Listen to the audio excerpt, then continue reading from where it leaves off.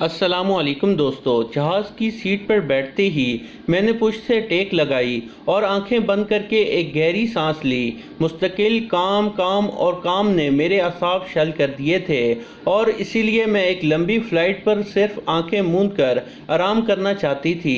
जिस एयरक्राफ्ट में मैं सफ़र कर रही थी वो एक बड़ी एयर कंपनी का कुशादा जहाज़ था और इसकी सीटें भी आरामदेह थी। जहाज़ के बीच में चार चार और खिड़की की तरफ दो दो सीटें थी। मैं खिड़की की तरफ बैठी थी। मुसाफिरों की आमद जारी थी। जहाज़ की सभी सीटें तकरीबन भर चुकी थी। ये जहाज़ बैंकॉक से श्रीलंका के लिए रवाना हो रहा था, जहां से आगे मुझे पाकिस्तान के लिए दूसरा जहाज़ बदलना था। इस पूरी फ़्लाइट में ज़्यादातर वो लोग थे जिनको वहां से आगे जाना था।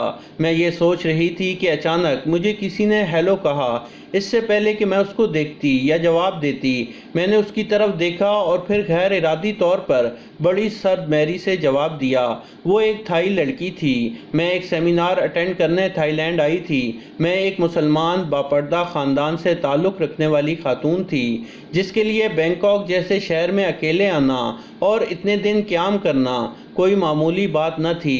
जिस सेमिनार में मुझे दावत दी गई थी वो आगे मेरे मुस्तकबिल के लिए काफ़ी अहमियत का हामिल था और फिर मेरी रिहाइश से लेकर मुझे वापस जहाज़ तक पहुंचाना भी मेरे मेज़बान की ही जिम्मेदारी थी। सारे वसाइल मुयस्सर थे।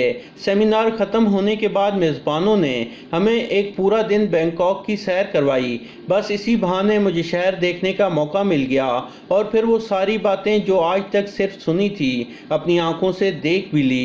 पूरे शहर में औरतों और लड़कियों का राज था। हर कारोबार औरत के हाथों में था। यहाँ तक कि दुकानों की सेल्स गर्ल्स से लेकर होटल्स के काउंटर्स पर भी खूबसूरत नाजुक नाजुक सी कम उम्र लड़कियां ही नजर आई। मर्द ज़्यादातर रिक्शा, बसें, टैक्सी वगैरह चलाने और दूसरे मेहनत तलब कामों में मसरूफ़ नज़र आए। थाईलैंड के दारुल हुकूमत बैंकॉक शहर की हर शाहराह, हर गली, हर कोने को बहुत खूबसूरत और तवज्जो से सजाया गया। ये कहना गलत ना होगा, गैर मुल्की सयाहों की आमद थाईलैंड की माशियत को बड़ा सहारा फराहम करती है। हर चीज़ में सफाई सुथराई को बुनियादी हैसियत हासिल है। पायलट ने जहाज़ में मुसाफिरों को खुशामदीद कहते हुए जहाज़ की रवानगी का ऐलान किया और सब मुसाफिर अपनी अपनी सीट बेल्ट बांधकर सीधे बैठ गए। मैंने सीट की पुश्त से टेक लगाई और आंखें मूंद ली। तकरीबन 15 या 20 मिनट बाद थाई लड़की मुस्कुराई और सामने खड़ी हुई एयर होस्टेस की तरफ इशारा किया जो मुझसे खाने के बारे में पूछ रही थी। मैंने उसे अपनी पसंद बताई और पानी मांगा। मेरे साथ वाली लड़की ने अंदाज़ा लगा लिया था। वो टूटी फूटी उर्दू में बोली, आप भी पाकिस्तान जा रही हैं? मैंने चौंक कर उसकी जानिब देखा और हैरत से पूछा, आपको उर्दू आती है? वो हंसते हुए बोली, जी मैं 5 सालों से पाकिस्तान में जॉब कर रही हूँ। मैंने अब गौर से उसकी जानिब देखा। आप पाकिस्तान में क्या जॉब करती हैं? वो मुस्कुराते हुए बोली, मैं कराची के एक बड़े और मशहूर मसाज पार्लर में काम करती हूँ। आपको शायद मालूम हो कि थाई मसाज दुनिया भर में मशहूर है और इससे कई तरह की बीमारियों का इलाज भी किया जाता है जो रीढ़ की हड्डी से लेकर आपके जोड़ों के दर्द तक को न सिर्फ दूर करता है बल्कि आस्ता आस्ता आपको इस तकलीफ से निजात भी दिला देता है। मैंने हकारत भरी नज़रों से उसे देखते हुए कहा, और अब वो मसाज करने वाली खातून हैं? उसने कहा, जी हाँ। धीमे लहजे में जवाब दिया और बड़े तहम्मुल से मेरी बात बर्दाश्त करते हुए दोबारा मुस्कुराई और बोली, आपको हमारा मुल्क कैसा लगा? मैं पहले ही उसके काम के बारे में जानकर दिल ही दिल में वो सब बातें याद कर रही थी, फिर भी उसका दिल रखने के लिए बोली, मैंने बस एक ही दिन आपके शहर बैंकॉक की सैर की है। मुझे कहीं भी किसी किस्म की कोई बदनज़मी नज़र नहीं आई, मगर हाँ एक ज़माने से जिस्म फरोशी के हवाले से बदनाम रहा है, जिसकी झलक आप लोगों की नाइट लाइफ में भी साफ नज़र आती है। शायद आपकी इकॉनमी का दारोमदार भी अब भी सेहत से ज़्यादा जिस्म फरोशी पर है। उसने गहरी सांस ली और मेरी जानिब देखते हुए बोली, जी जानती हूँ कि थाई खवातीन अपनी इस बात के लिए दुनिया भर में बदनाम हैं, मगर इस बारे में आप कुछ नहीं जानती, इसलिए शायद गलतफहमी का शिकार हैं। मैंने हैरत से उसकी आंखों में देखा तो पूछा, क्या मतलब है? कैसे? वो मेरे सवाल पर मुस्कुराई और एतमाद से बोली, हाँ हम बदनाम ज़रूर हैं, मगर हमें नाज है कि हम वो कौम हैं जिनकी माँ, बहनों और बेटियों ने अपने मुल्क को, कौम को गुर्बत और फलास ناخواندگی اور کم ملکی وسائل جیسی لاتعداد خامیوں سے دور کر کے اپنے ملک کو سنوارنے اور اپنی نسل کو ایک مضبوط اور مستحکم قوم بننے اور اپنے ملک کو ترقی یافتہ ملکوں کی فہرست میں کھڑا کرنے کے لیے اپنے آپ کو قربان کر دیا۔ آج دنیا بھر میں تھائی مساج کے ذریعے لوگ اپنا علاج کرواتے ہیں اور ہمارے اسپیشل جڑی بوٹیوں سے بنے ہوئے مختلف تیلوں کی دنیا بھر میں مانگ بڑھتی ہی جا رہی ہے۔ ہم ایک محنتی اور جفا کش قوم ہیں۔ ہم نے اپنی صنعتوں کو ترقی دی اور سیاحت کو فروغ دیا اور ہمیں اطمینان ہے کہ ہم نے اپنے مستقبل کو محفوظ بنا لیا ہے۔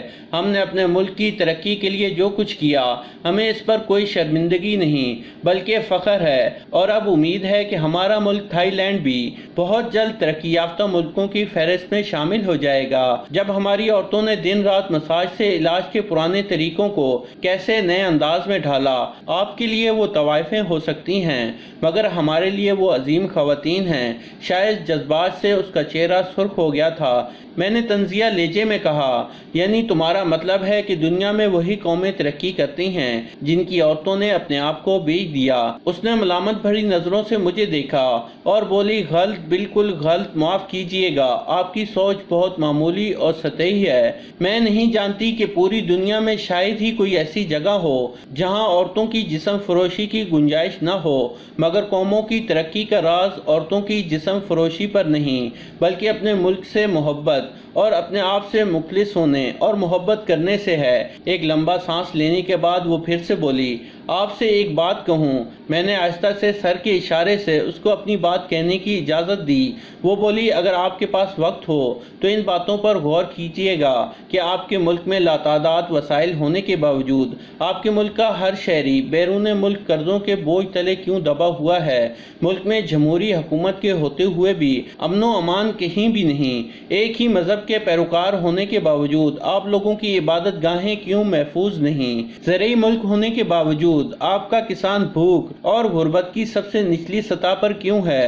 ملک کی دوسری بلند ترین چوٹی اور قدرتی مناظر سے مالا مال ہونے کے باوجود سیاح آپ کے ملک کا رخ کیوں نہیں کرتے؟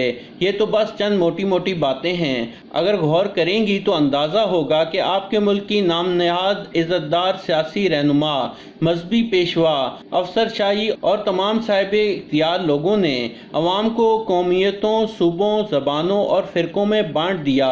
طوائف کے بارے میں عمومی طور پر یہی رائے پائی جاتی ہے کہ وہ اپنی اداؤں سے، نخروں سے اور جسمانی نشیب و فراز سے تماشبین کو لوٹتی ہے۔ اسی تعریف کے پس منظر میں اگر آپ غور کریں تو آپ کو اس بات کا احساس ہوگا کہ اصلی اس سے پہلے کہ وہ بات مکمل کرتی، جہاز کے پہیوں نے زمین کو چھوا اور ایک جھٹکا محسوس ہوا، مگر جہاز کا یہ جھٹکا اس لڑکی کی باتوں کے جھٹکوں کے آگے مجھے بہت معمولی محسوس ہوا۔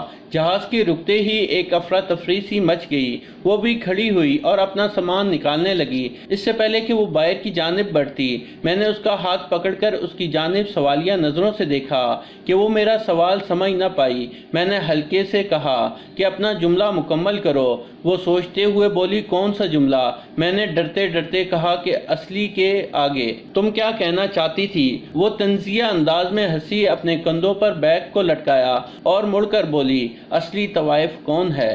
تو دوستو، یہ تھی ہماری آج کی کہانی۔ پسند آنے کی صورت میں لائک کریں اور اپنے دوستوں کے ساتھ شیئر کریں۔